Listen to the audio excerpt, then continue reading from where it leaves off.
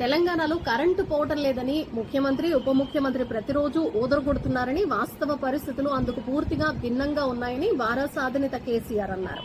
మహబూబ్ నగర్ లో మాజీ మంత్రి శ్రీనివాస్ గౌడ్ ఇంట్లో తాను భోజనం చేస్తున్నప్పుడు 2 సార్లు కరెంటు పోయిందని ఎక్స్ వేదికగా ఆయన తెలిపారు. హైదరాబాద్ లో కరెంట్ అనేది పోకుండా ఏం లేదండి, కరెంట్ అయితే పోతోంది. అలాగే నియోజకవర్గంలో రోజుకు 10 సార్లు కరెంటు పోతోందని మాజీ ఎమ్మెల్యేలు ఈ సందర్భంగా తనకు చెప్పినట్లు కూడా కేసీఆర్ పేర్కొన్నారు. రాష్ట్రంలో చాలా విచిత్రమైన ఘటనలు జరుగుతున్నాయని కేసీఆర్ వ్యాఖ్యానించారు.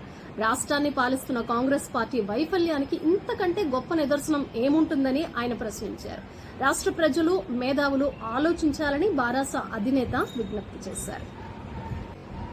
బారాస అధినేత మాజీ ముఖ్యమంత్రి కేసీఆర్ పార్టీ ఆవిర్భావ దినోత్సవం సందర్భంగా అభిమానులకు గుడ్ న్యూస్ చెప్పారు. ట్విట్టర్లో ఖాతా తెరిచి సామాజిక మాధ్యమం ద్వారా మరింత చేరువయ్యారు. ఇప్పటి వరకు బారాస పార్టీ పేరుతో ట్విట్టర్ ఖాతా ఉంది. తాజాగా కేసీఆర్ బీఆర్ఎస్ ప్రెసిడెంట్ పేరుతో ఎక్స్ ఖాతా ప్రారంభించారు. సామాజిక మాధ్యమం ద్వారా తమ అభిమాన నేత అందుబాటులోకి రావడం పట్ల పార్టీ శ్రేణులు హర్షం వ్యక్తం చేస్తున్నారు. పార్టీ నాయకులు, కార్యకర్తలు, అభిమానులు తెలంగాణ రాష్ట్ర ప్రజలకు బారాస పార్టీ ఆవిర్భావ దినోత్సవ శుభాకాంక్షలు తెలుపుతూ కేసీఆర్ మొదటి పోస్ట్ చేశారు.